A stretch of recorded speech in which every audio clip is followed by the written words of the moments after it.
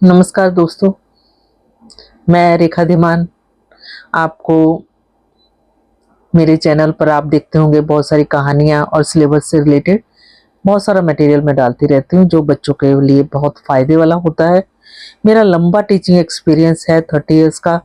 तो जो मैंने अपने शिक्षण काल में जब जो सीखा है, जो एक्सपीरियंस किया, वो मैं आपके साथ शेयर करती रहती हूँ ताकि आपको सब चीज़ों का, इनका जो भी एक्सपीरियंस मेरा रहा बच्चों के लिए फ़ायदा होता रहे।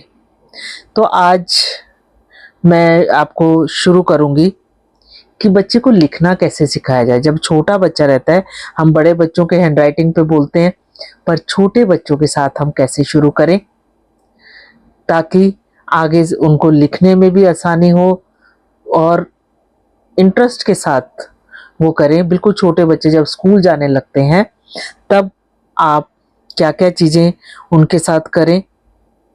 अभी शुरू में तो अगर हम लेके बैठे हैं कि एबीसी लिखो या हिंदी के क ख वो लिखो, तो बच्चा लिख नहीं पाएगा और वो लिखने से डरने लगेगा।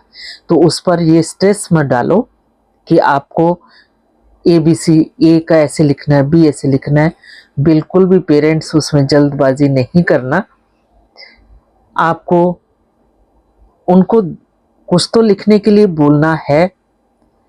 अगर कुछ टाइम अगर उनको अगर मिट्टी में या सैंड में उनको उंगली चलाना सिखाएं।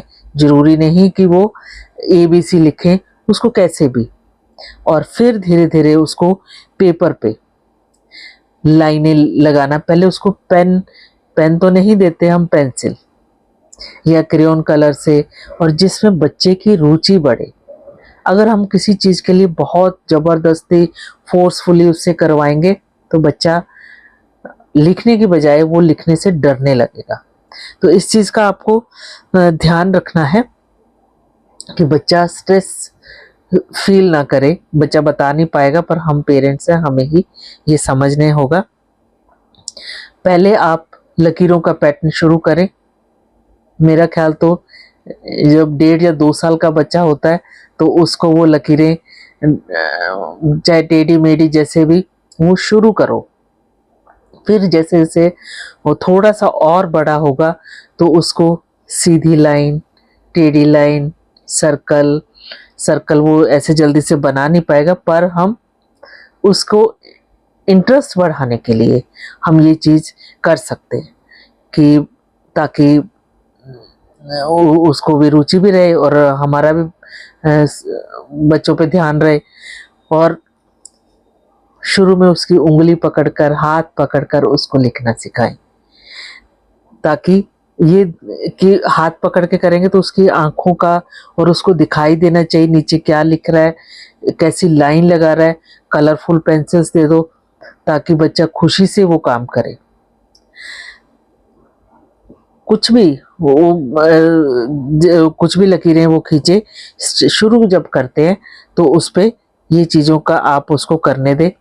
और जब प्रॉपर वो उसको पता है कि उसको हैंड मूवमेंट्स उसके होने लगे हैं, वो उसको पकड़ने लगा है, तो पहले खड़ी लाइन, सीधी लाइन उसको बनवाने की कोशिश करें, उसके साथ प्रैक्टिस करें। और जब वो बनाने लग जाए फिर लेटी हुई लाइन, स्लीपिंग लाइन जिसको बोलते हैं वो। और जब वो दोनों बनाने लगे, बच्चे को इंटरेस्ट पैदा होगा, तो फिर टेढ़ी लाइन उसको। और हो सके तो नीचे आप डॉट लगा दो या उसको पहले हल्के से खुद पेंसिल से निशान लगा दो कि यहाँ से लेके यहाँ तक करो। तो शुरू में उम्मीद मत करो कि हम बच्चा वो करने लगेगा, पर उसको समझ आ जाएगा कि ये लाइन बोल रहे हैं तो इसका मतलब इसको कंप्लीट करना है, इसको पूरा करना है। पर जब बच्चा मोड पे हो और फिर धीरे-धीरे उसको गोल वाली या कोई उसको पिक्चर्स का उसको वो आप दे सकते हो। और उसकी आउटर लाइन बनाने को बोलो। आउटर लाइन बनाते टेढ़ी बनेगी, वो हमें पता है, पर उसकी पेंसिल पे पकड़ मजबूत होगी। उसको कभी भी ये अवॉइड मत करें कि हाँ इसको कोई बात नहीं, चलने दो। शुरू में बच्चा कैसे भी पकड़े, पर धीरे धीरे धीरे धीरे करके प्रॉपर जैसे पेन पकड़ा जाता है या पेंसिल पकड़ी जाती है जैसे हम पकड़ते हैं, उसको धीरे धीरे उस पोजीशन तक लेके आए।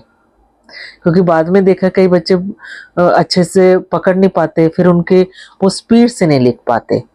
तो शुरू में ही ये चीज़ों का हमें ध्यान देना है कि एकदम से बच्चा पहले तो वो मुट्ठी में पकड़ के ही करते हैं, फिर धीरे धीरे वो अलग अलग उसके पोजीशन चेंज होती हैं। पर आपने 3 साल तक होते हुए बच्चे को ठीक से पेंसिल पकड़ने की जो पोजीशन है वहां तक लेके आना है।